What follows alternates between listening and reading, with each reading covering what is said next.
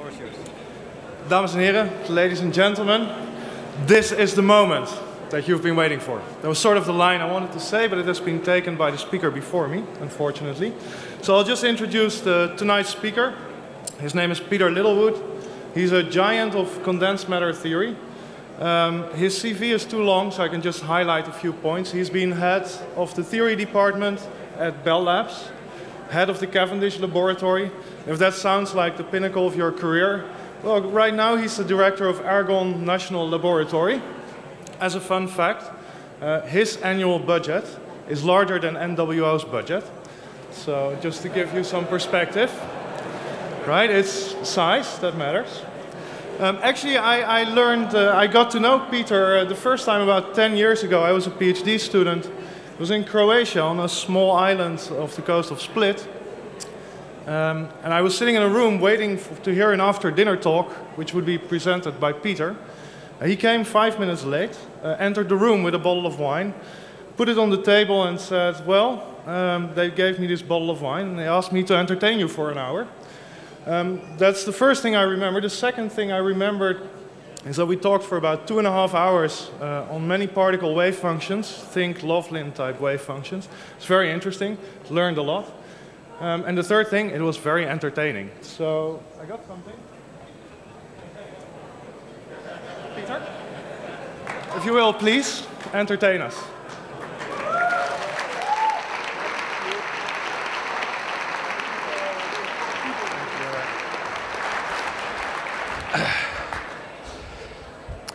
Thank you very much. He thoughtfully provided a table, actually, for the wine. There's a reason I put that there, and you'll see it in a moment. I think this is going to be fine. So good evening, everybody. Thank you so much for inviting me here. This is actually a very special experience. I've always been very fond, actually, of the way science is done in Holland and in the Netherlands, and particularly the way the physics community comes together here like this.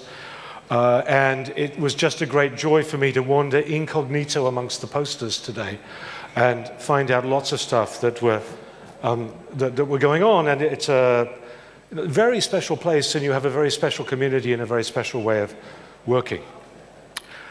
I lost the minister, I guess. I mean, normally when a minister comes within view, somebody who runs a lab grabs hold of them, tackles them, brings them down, and asks for large amounts of money. But let me tell you right now how fortunate you are that you can get a minister to show up to a meeting like this. That's, again, I think, a very special thing about the way society works here, the value that's given to the science you're doing, to the engineering and you're working. In the country that I'm coming from, we actually don't have a minister of science. You know. There are some advantages of that. I mean, because you know, I often get to do a little bit kind of under the radar with this magnificent budget of ours. I thought actually I would just make a couple of comments following the minister's speech, because there were a few things there that she said that I'd like to amplify. One is the value of diversity in the science that we do. If you're a physicist, you're used to being in a community which represents 25% of the population, typically. If you look forward, one of the things I like to remind people is that in the US, under the age of 21, minorities are already a majority. By 2050, it's probably the case that half of young people will be in Africa. And those should be our colleagues. Those are the people that we want to bring into our discipline. Men, women, people of color, and minorities. And while actually thinking about the value of that, there's a number of aspects to this. Of course, it's necessary to use people because we want all of their talents. One of the things that I know from running a big lab is the value of getting people to work in teams. And if you want a team of people, you probably don't want a dozen people with identical viewpoints, identical training, identical background. And you learn very rapidly that putting together diverse teams produces better results. And I don't just mean diversity in technical fields, diversity in understanding, diversity in ways of operating, diversity in ways of working together, and it really makes a difference. And by the way, there's a lot of social science research now which really demonstrates that this works. So we actually have to shape up as a community and do that. And then, the last riff on this, by the way, is, as lab director, I get to go back through the archives. So after Fermi, who founded argon, probably the most famous scientist at argon is Maria Goeppert-Mayer. Many of you, I think all of you as physicists should know who she was. But one of the interesting things that I got to look back at is, every year we do an annual appraisal. What have you done for us this year? How is it going? And so somebody pointed to me actually to a couple of appraisals from her in the mid-50s, which said things like, doesn't seem to have done very much this year, been rather quiet, didn't publish very many papers, a little bit worried about how she's getting on. Those were the years that she was developing the shell model of the nucleus, for which she got the Nobel Prize in 1963. So we heard this earlier, stick out, go out in strange places, try not to worry about whether you'll get tenure. It'll be all right in the long run. Believe me, all of my failed students are really rich. I mean, that's just so let me move a bit to the talk, but I'm going to editorialize for a while. I'm going to talk about Bose condensates. And I'm going to start by teasing you with the subject that I'm going to talk about, beginning, of course, with the famous picture you see here, which is on the front of textbooks, which is the rubidium atom condensation from a few years back now. And what you're looking at there is the momentum distribution of some cold atoms. And the subject I want to talk about is a different kind of atom, but thoughtfully prepared for the editors of Nature when we wrote this paper. We tried to use more or less the same color scheme and plot it in the same way. And indeed, this is intended to be a Bose condensate of a different kind of atom. These are actually atoms that live inside a solid. They're called exciton-polaritons. If you don't know what that is, don't worry. I'll confuse you later. But I have actually a personal odyssey on this problem. So this was 2006. I started by accident working on this problem in about 2000. And the reason I was working on this problem is sometime in the mid-90s when I was still at Bell Labs, I decided to try and do something useful for the company. And at that time, we were doing a lot of work on trying to develop more efficient and more effective semiconductor lasers. And I thought as a theoretical physicist, maybe I should try and find out how they worked. So the first thing is I went to a textbook and looked at how people said that they worked, and I didn't believe a thing. And I still don't. And I struggled with that problem for a year or two, and then I realized that this was really much too hard a problem to be working on. And what I needed to do was to find a much simpler model that I could actually solve and work on. So I sort of disappeared off into a corner for a little while and worked on that problem for a little while. Producing actually a theory of something that wasn't a laser, but something which is actually closer to what you'll describe now. I wasn't the only one doing this, other people were. Then, of course, after thinking about something for a while, you get to write a paper and you get to send it off to a journal and you get to go to conferences. So I didn't do very well at that, right? So the paper was submitted serially to Nature, PhysRev Letters, PhysRev B, I forget where. So it ended up, because I happen to know very closely an editor of Solid State Communications, where it actually is. Because the response was, well, no, I don't know why you're working on this model. It doesn't look very interesting to me. By the way, this doesn't have anything to do with what happens with optics and semiconductors. And I started going to conferences and discovered that it was a time when the field was a bit quiet, and most of the calculations involved going from fourth-order perturbation theory to sixth-order perturbation theory. And as somebody new in the field, I should move on to eighth, because that was clearly going to make a difference. No, I have the advantage of tenure, true, so I could stick with it. But I'd encourage you to go after these things yourself. And there are two things I learned from this. One is I was inspired by a practical problem that I have not yet solved. Secondly, that the outcome of that was trying to think about a problem in a different way that led me serendipitously into a field where other people were doing experiments, and I won't give it, it's not that I drove the field to do these experiments, they kind of happened. And I sat there, and now you invite me to give talks about this stuff. So I'm going to talk about Bose condensates, and I need to convince you that what we have is a different kind of Bose condensate. And let me just remind you bits of physics. There are really three things that you say you'd need to have to convincingly have a Bose condensate. One is that topic which was brought to us by Einstein following a paper of Bose, that there should be a macroscopic occupation of the ground state. And for weakly interacting bosons, that's very clear. Okay. I mean, a thought about that, by the way, that when Einstein wrote that paper, he clearly didn't take it seriously. Because he was well aware that what he'd done was a statistical physics trick of taking a non-interacting Bose gas and converting it to some massive particles which clearly did interact and would need to interact even to provide equilibrium. And I'm sure he must have imagined that something else would actually happen rather than this strange result. But interestingly, interactions rescue this result. So actually, a non-interacting Bose condensate is very fragile. You can pull it apart, you can fragment it, it doesn't cost anything to do that. But the moment you have interactions, or at least if the interactions are the right kind, they're repulsive, there is an exchange between particles that holds them together and binds them and produces the topic that we now consider to be the most important thing about Bose-Einstein condensation, namely that it's macroscopic quantum coherence.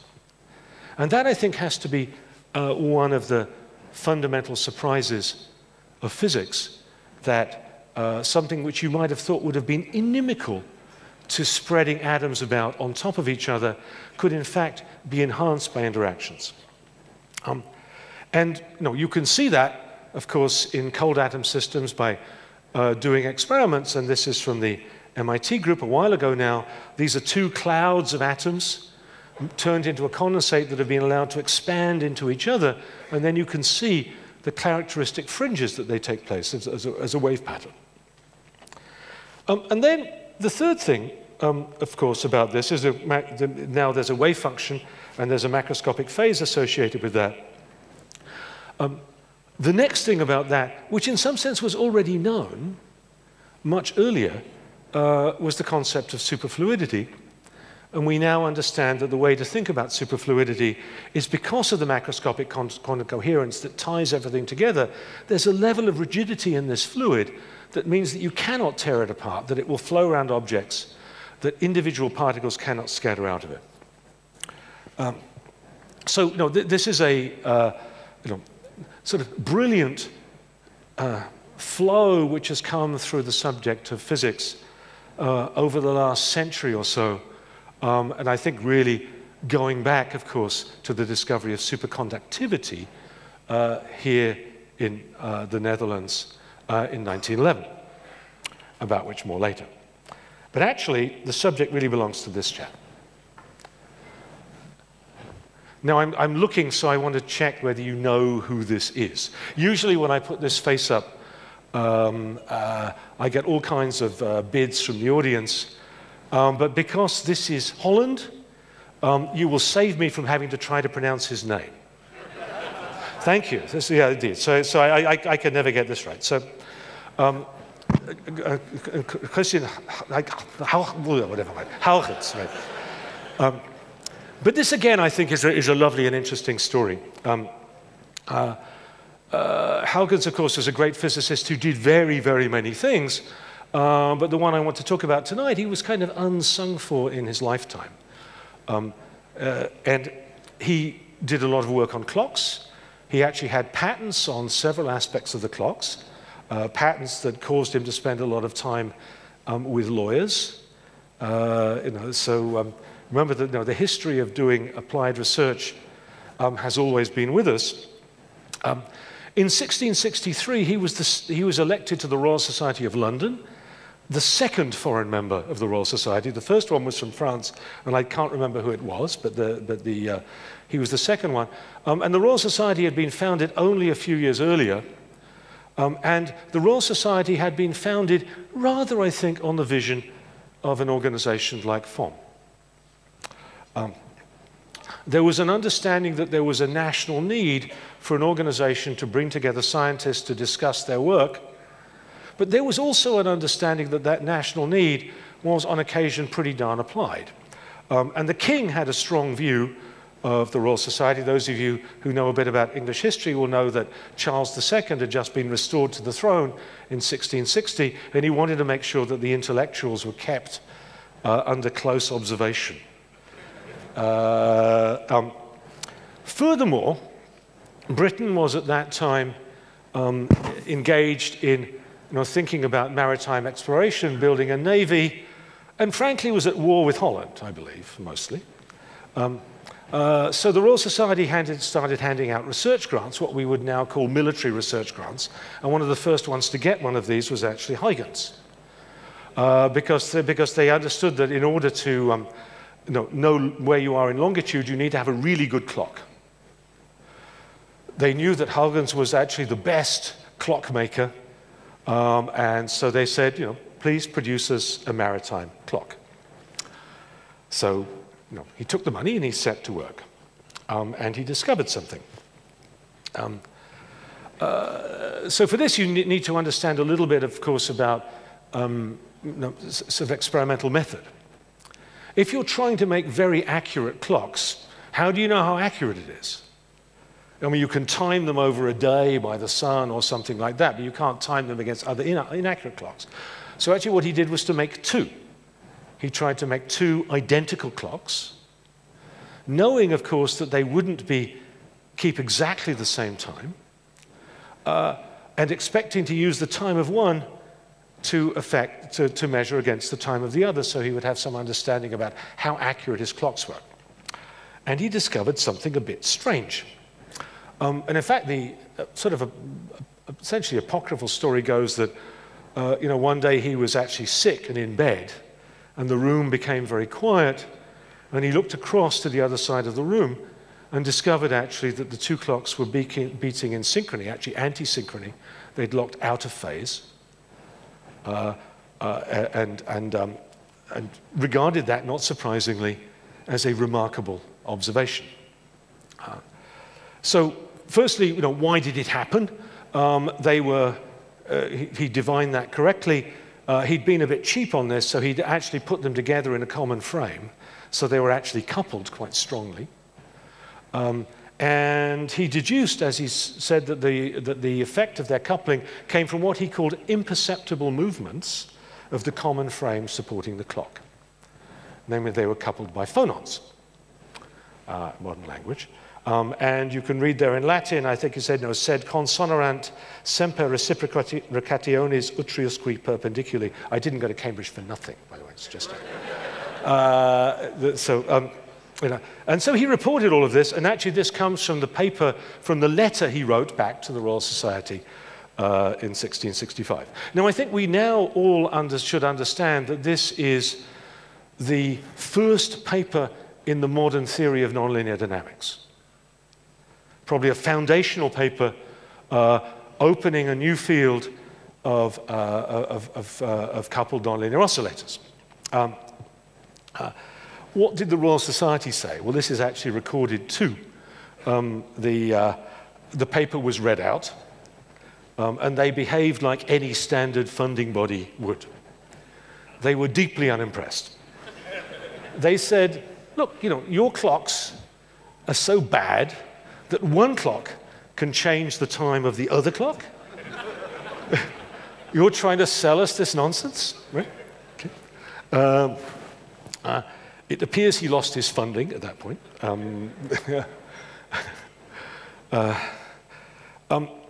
Of course, you now understand that the principle of mode locking is how all modern clocks are made, right? I mean, it took about 300 years to get there. But actually, I have to say that the Royal Society then did something which I think is really unforgivable. they lost the paper.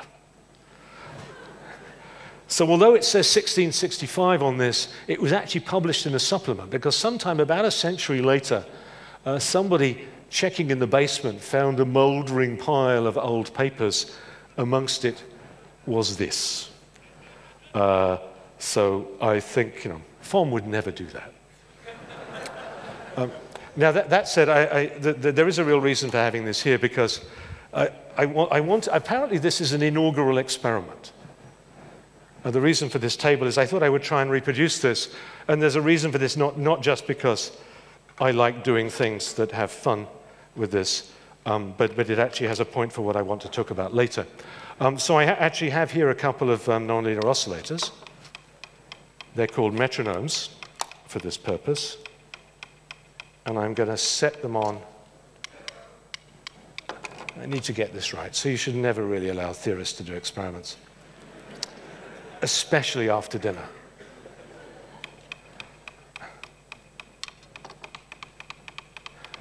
So what you'll see is if you just put them on this pretty solid table, they're both set on 208, and they're keeping more or less the same time, but not quite. If we wait a little while, they'll gradually drift out of phase. Drat it. German engineering, look at that. I mean, it's just honest, they really will move out of phase. So what we need to couple them is normally I use beer cans. So I hope this will work, because these are soda cans, but we'll see. Discover the tables there. We'll put this on top, and let's try and couple them.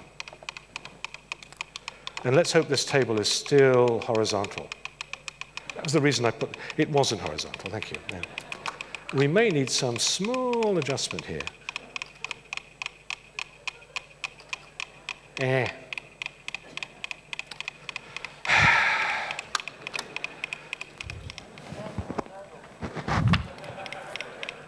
Ah.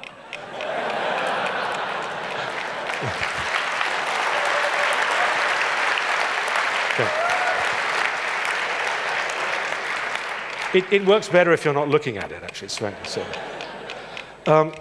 Now, there is a point here. So actually, there are a number of things here. Firstly, this is synchronous phase locking in comparison to the anti-synchrony, which he discovered. He had a soft frame.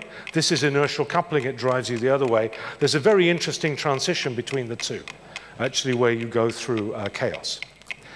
Secondly, you'll notice that as these things, the two things move, the reason that they're synchronized is because the support is rocking backwards and forwards too. So I have two oscillators coupled by a field, broadly. What I'm going to talk about for the rest of this talk is nothing more than a quantum generalization of this. Rather than classical nonlinear oscillators, I'm going to have two-level systems, lots of them. We call those atoms, but as a theorist, I call them two-level systems because real atoms are just too much trouble. For the coupling between them, they're going to couple by exchanging photons, and so the atoms can go up and down, coupled by those photons. And the photon field is represented by this cavity. And as they go in synchrony, the photons will be exchanged in synchrony by these things. It's a bit like a laser, but it really is not a laser. We'll understand that later. And the other good thing about this is it puts everybody to sleep. Yee. Right, so we'll leave that there. No, it's actually very hard to do with two oscillators. There are versions of it which use lots.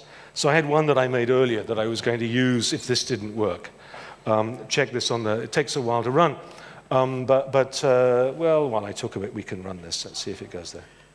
This, so this is just generalizing this. This is 64 oscillators. I don't have that much funding, but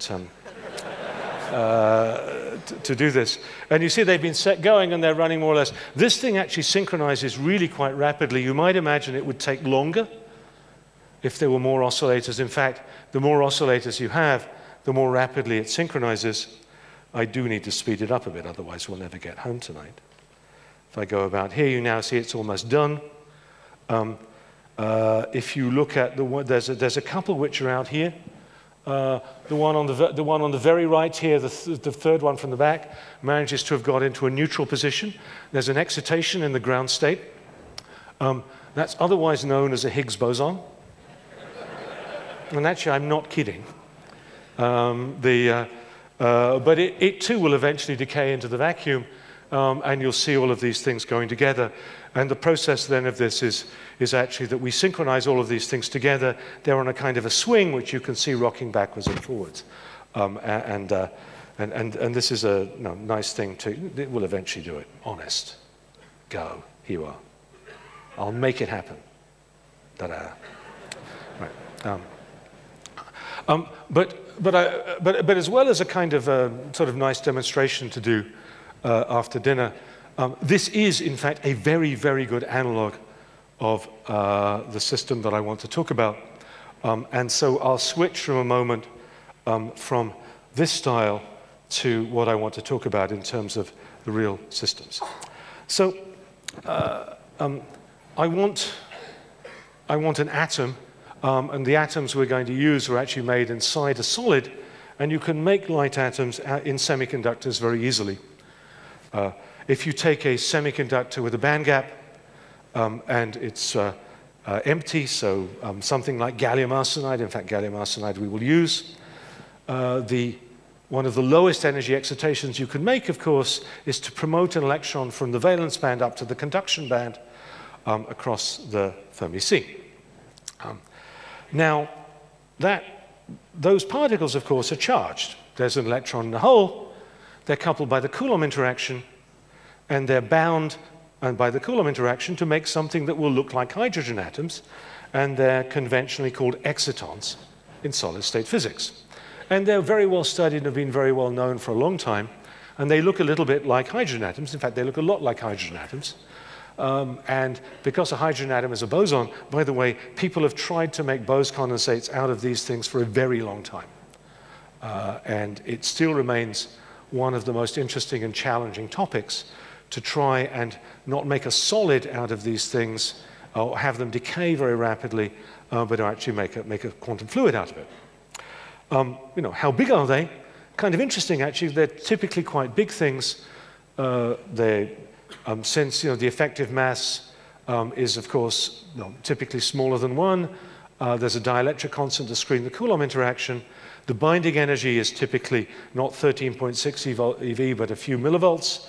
And the Bohr radius, instead of being half an angstrom, maybe 7 to 10 nanometers or so.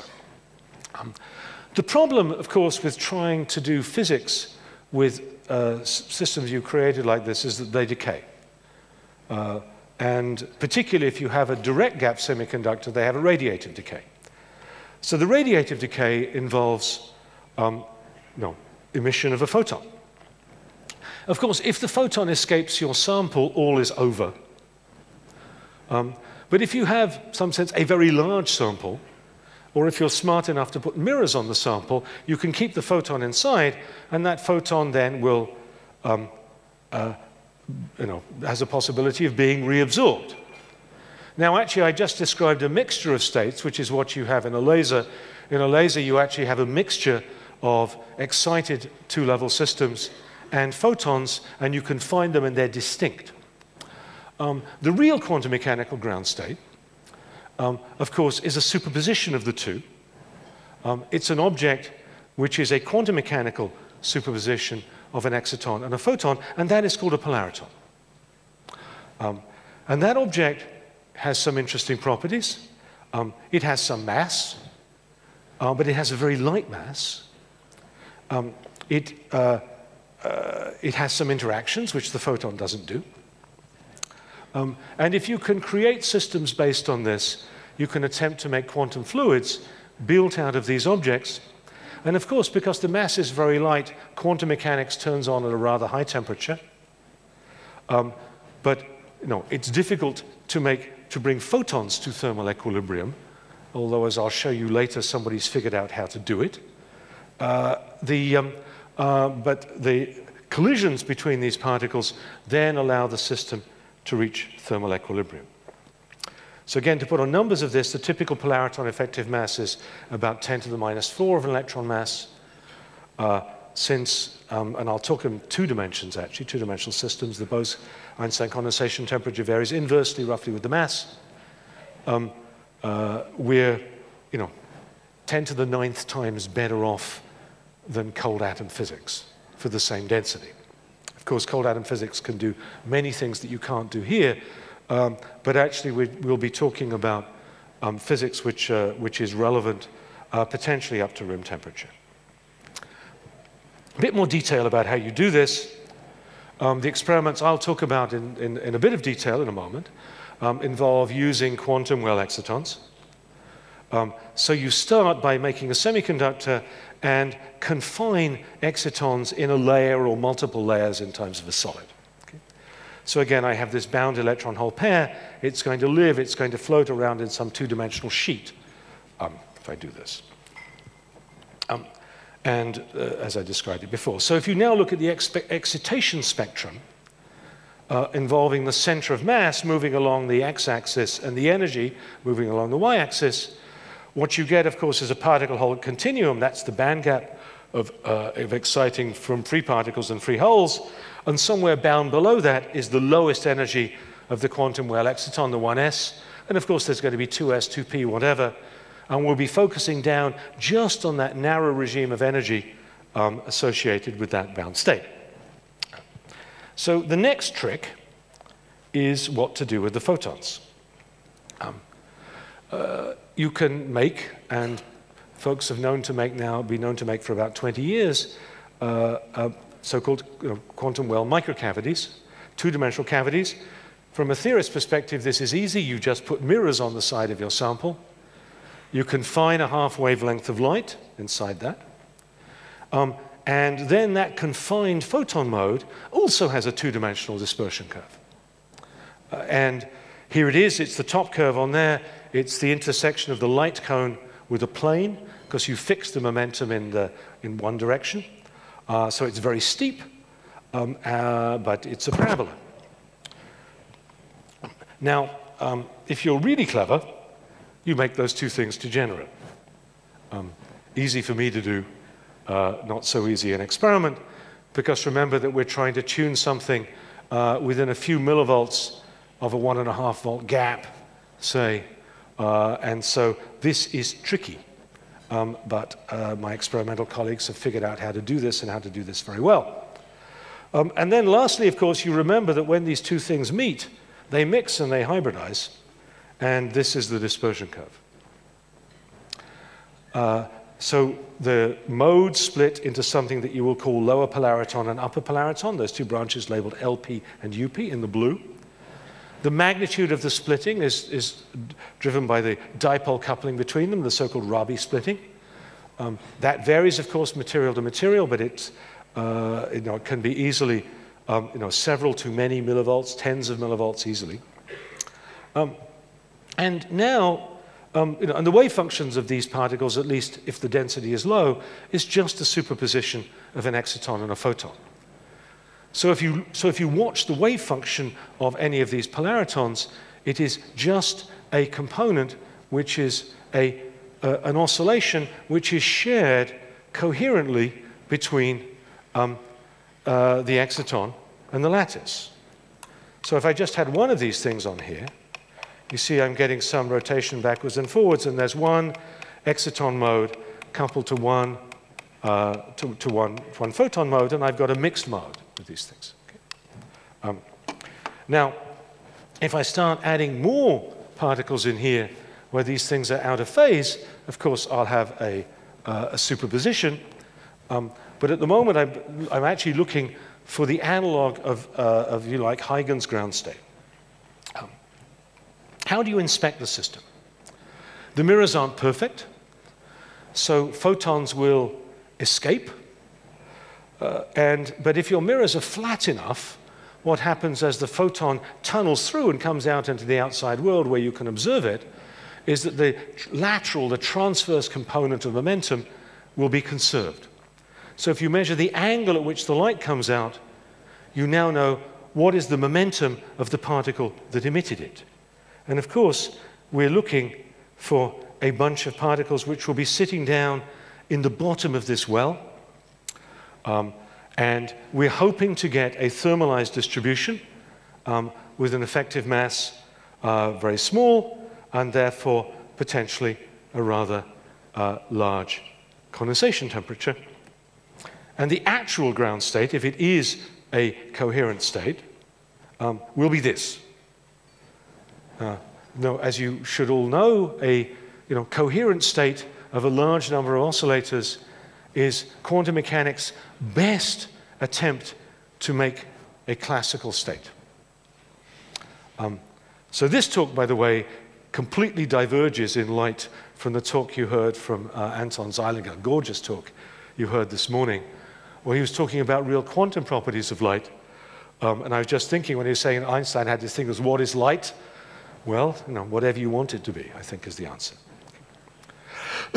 Good. So now I want to run through a few things that people have done. And I should say this is mostly my experimental colleagues. It's not me. I'm really showing other people's data. But there's a whole bunch of things that you can look at, and I'll go through it in detail. So up in the top left, there is the excuse me, momentum spectrum. Sorry about that. Let me have another drink. Much better. Yeah. The of Bose-Einstein condensation. The next one across is that effect of rigidity that I told you about. Namely, that if you look at the dispersion curve of the lowest excitations, there is now a sound mode associated with this broken condensation, and that is helpfully indicated just about on a log plot of the density there. It's hard to see. If you have coherence in an object, you can have vortices. As I'll show you, you can have special kinds of vortices. And so you're looking at an interferogram, and you won't be able to see this very well, I'm sorry, from the back. But there are lots of those lines, and those are interference fringes got by taking the light that comes out and interfering it with itself. And there are points where those lines end, and they're vortices. Those of you with a theoretical frame of mind might be interested to look at the next plot, which is actually the correlation function, which is, in fact, here a power law. This is a two-dimensional condensate, and therefore, even when it's condensed, it's subject to theorems of Hohenberg, and this is a Berezinski-Kosterlitz-Thouless system, so we believe. Furthermore, you can make this stuff flow, and you can flow it past objects.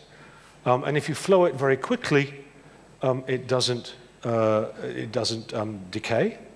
And if you flow it faster, you begin to see vortex ejection. And lastly, you can make condensates and start to interfere them. That's the one coming back in this circle in here, and make independent condensates and see what they do and study the dynamics. I'll spend a little bit, actually, on each of these experiments so you can see how they're done. So the one that got the press, although there'd been quite a lot of close misses, I will say, on this over the years, was experiment done on cadmium telluride microcavities, just shown in detail, but it's more or less the same as I described. You have a microcavity. You, of course, have to find some way of getting excitations into the system. In these experiments, and there are different ways of doing this, this is just done by pumping with light well above the band gap. So that generates free electron-hole pairs, and some of them relax and they creep down, and if you're lucky, they'll thermalize and sit in the bottom of this puddle, and after they're thermalized, you get to look at the emission, and you get to see what happened. And that emission produces this picture.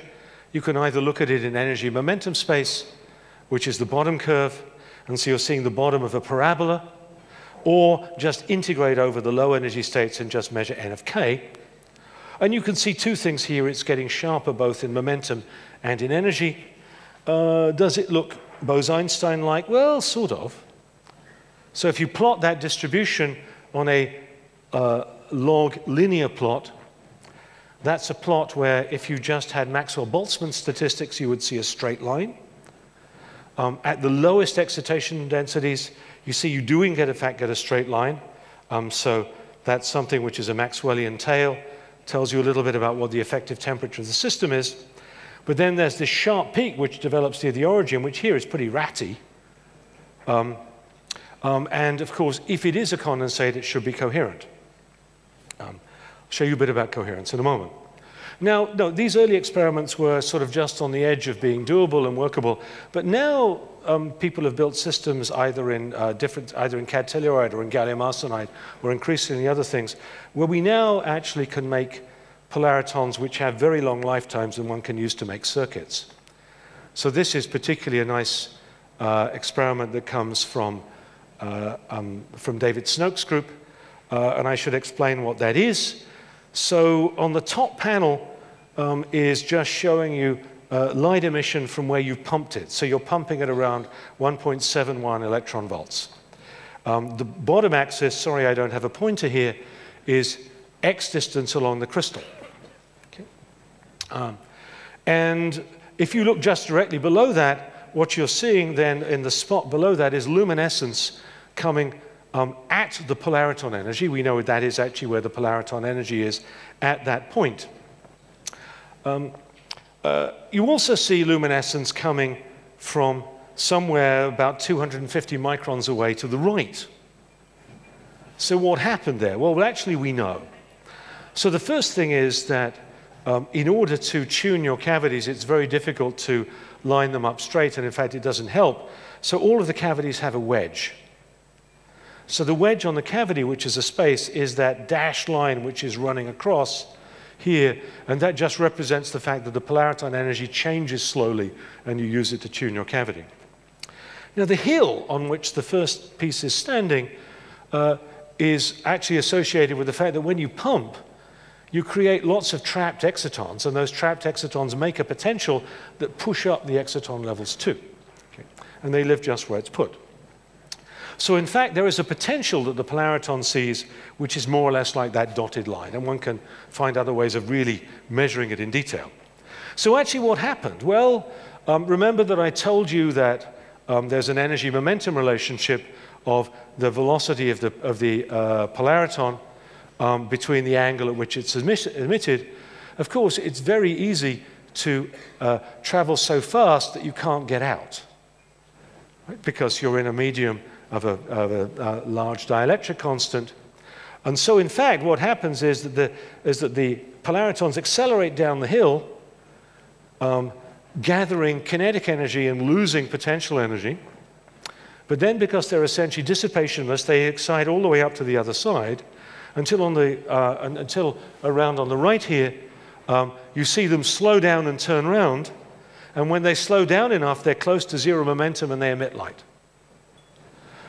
So these are systems which have now made, essentially photonic circuits where at least at low temperatures you can have very, very long-lived particles.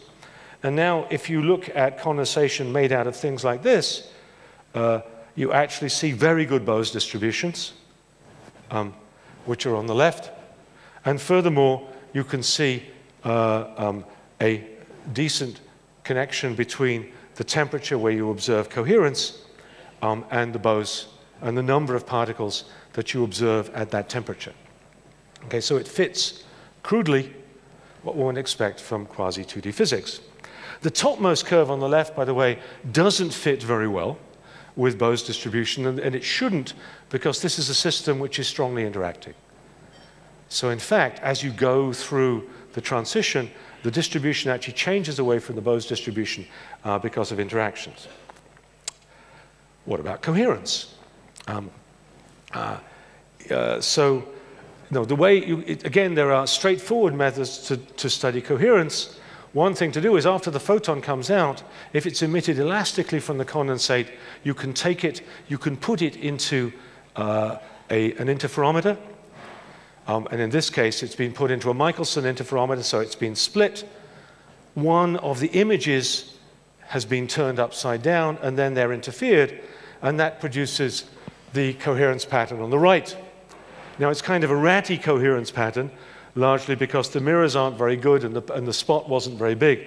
But as you go from below to above, you actually get of the order of 40% coherence occurring across the size of the spot. At the same time, later experiments, better systems, have shown you can do much better. You can do all kinds of cute tricks.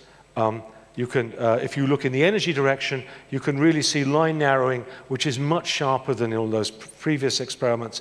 You can go from something which is 1 millivolt wide to actually the resolution of the instrument in this case. Okay. Vortices. Okay. Maybe you can see this a little bit better.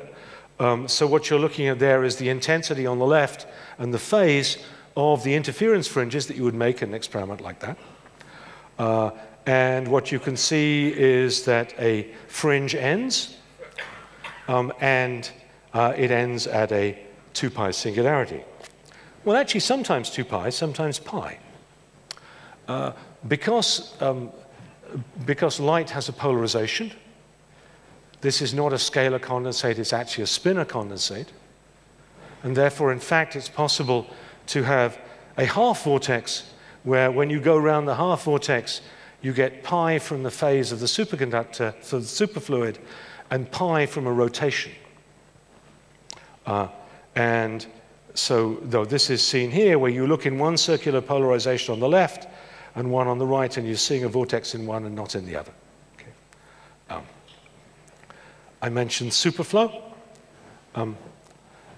So on the left-hand side, again, you're seeing an image where there's actually a flow coming past some kind of impurity, an object, that black blob somewhere in the middle.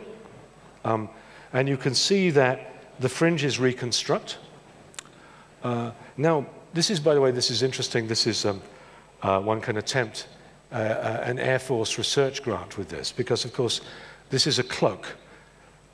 These are photons, right? I can take photons and I can take them past an object, and I can't tell that the object was there. You know, a superfluid is actually a perfect cloak. So as long as we can get planes down to this size, we can coat them with these things and do well out of it. But, no, but this is indeed a cloaking phenomenon. But of course, if you drive it fast, you begin to see vortex ejection, and you get solitons. Okay. More of the same. I mentioned the Bogoliubov spectrum. This is quite hard to see because, of course, in order to see the Bogoliubov spectrum in emission, you've got very bright emission coming from the condensate, lots of photons coming out there in a coherent peak, and then at finite temperature, you thermally excite some of the phonon modes, very lightly, but they, of course, can emit too. And so you can look at that emission, and you can certainly see the change in shape, which really goes from something which is parabolic to linear, and gives you the stiffness. And on the right-hand side, there's a little bit of theory you did to try and understand how the effect of that would be from finite lifetime effects, about which I may or may not have time to say something. Okay. Lastly, nice experiment at this level from taking a large spot here and trying to measure the correlation and trying to measure it as a function of distance. Again, done by an interference measurement. You interfere the image with its reverse. You get fringes. Below threshold is A, above threshold is B. You can see it much longer. But if you actually plot them on a scale, what you're seeing is a Gaussian peak from very short scales. But then on the right-hand one, you see a longish power law tail. Okay. And so that suggests that what you're really looking at here is a system that doesn't really have very many vortices in it, but is simply dominated by the decoherence produced by exciting these long wavelength phase modes with a certain amount of noise. Right, so how am I doing? It says 42 minutes, so I can say a little bit more. Okay. So one question, well, what's new, right? I mean, if this was just another cold atom system, it's sort of nice to check some of the fundamental principles. I mean, there are very new parameters that we're in, different temperatures, different mass range whatsoever. What else can one do? Well, firstly, this is interesting because you really have a composite particle which really matters. So, of course, an atom is a composite particle, but normally atoms in cold atom experiments don't get close enough together that you care. Here, actually, it turns out that we're in a regime where these excitons are really quite strongly overlapping. Okay? Or sorry, the polaritons are strongly overlapping. And so, in fact, it's not described as a dilute Bose gas. And there's still space to understand the details of what that should look like. We have 2D physics. I will say, actually, that the BKT transition as a thermal transition has not quite been sorted out. Typically, the temperature that you have in these systems is not a true thermal bath temperature connected to the underlying lattice. It's often driven by laser noise and other kinds of external things. But that also means that you have an opportunity to play with that too. We can look at systems which are non-thermal in different kinds of ways. And there are non-equilibrium effects associated with a finite lifetime that can affect things here. And it sort of matters in a sense because it turns out that you can have condensates which actually have long-range order in the sense of all of those metronomes all lined up, these. But I can decohere the sound modes in them because what's really happening as atoms decay and are replaced is periodically you take a metronome away and you put another one back but out of phase. So it messes up the phase, and that can mess up the phase propagation despite the fact that you still have long-range order. It's kind of an unusual thing to do. Nonetheless, the theorists among us, worked very hard, and actually what did we get? Well, we got the damp-driven Gross-Pedievsky equation, which is, I guess, fine. But it was a lot of effort to get there, but still, never mind. But there's another direction that one can go with this. Maybe there are many. And in particular, you can prepare out-of-equilibrium states. You don't have to go after thermal states. You have a many-body system that you can play with. And in fact, there are quite reliable techniques in optics where you can prepare initial states, for example, by adiabatic rapid passage and pumping these things. Okay? And that allows you to study quantum dynamics. As an example, you can look at the origin of spontaneous dynamical coherence. And I have to say that this is a theoretical experiment because the experimental experiment has not been done. But there are ways of preparing a distribution of energies which look like a Fermi function on the top. And so this is without any coupling to photons in the cavity. I can turn off something which is a Fermi distribution. Namely, I don't have a gap, I don't have any coherence, so it's like a superconductor that is below the superconducting transition temperature and should be superconducting but hasn't discovered it yet. So it's a quantum quench. And you can roll the system down the order parameter and watch the order parameters evolve. And so the bottom one you see is a prediction actually about, as a function of time, how the coherence should go and how it should ring backwards and forwards. Now, as it rings backwards and forwards, you've got, interestingly, by the way, a driven condensate, a condensate which is being oscillated by large amplitudes about what it should be. And you can ask what that's supposed to do. Just because I have to put some theory in this talk, I'll give you one impenetrable view graph. But you can take a driven dynamical system and you can take the eigenmodes that you have, and you know when it's driven you should use a quasi-energy spectrum which is periodic, and then when modes meet you have to decide what happens to them, and it turns out they go unstable. They either go unstable in forming a lattice or sometimes in forming actually something which appears to be spatio-temporal chaos. Okay. And by the way, this isn't a dumb model for the early universe. I mean, you can play games with the dynamics of this, and I have colleagues who do this. And it's sort of interesting to know whether or not dynamical instabilities associated at the age of inflation actually matter. Okay. Back to experiments, a few last ones. I won't show you this, it's too complicated. When you're into dynamics, you can begin to do weird things. So let me try and describe this one. On the left, what you're really seeing is actually a vortex-anti-vortex lattice. How is it generated? So this is actually from Jeremy Baumberg's group in Cambridge. The three circles, which you may be able to see at the top, are actually places where a pumped condensate has been produced. So there are three condensates, but however, it's non-equilibrium and it's flowing out. And as they flow into each other, it turns out they generate a vortex-anti-vortex lattice. So the phase portrait is shown in B on the right. And some of you may be able to see that there are yellow and red crosses. If you zoom in on the middle of it, you can look at those and you can see actually that it's a hexagonal lattice, but it's a hexagonal lattice of vortex-anti-vortex pairs, which is not an equilibrium ground state, but other cute things you can do. This one is made, some called petal condensates. They're counter-rotating condensates, and they're made in rings. So if you look at the curve labeled C, actually you're pumping two concentric rings. That's where you dump in the excitations. They flow downhill and they meet. And for reasons that we don't quite understand, they form a condensate which is actually moving slightly. And it really seems to consist of two counter-rotating condensates in large angular momentum states, which produces spatial interference patterns.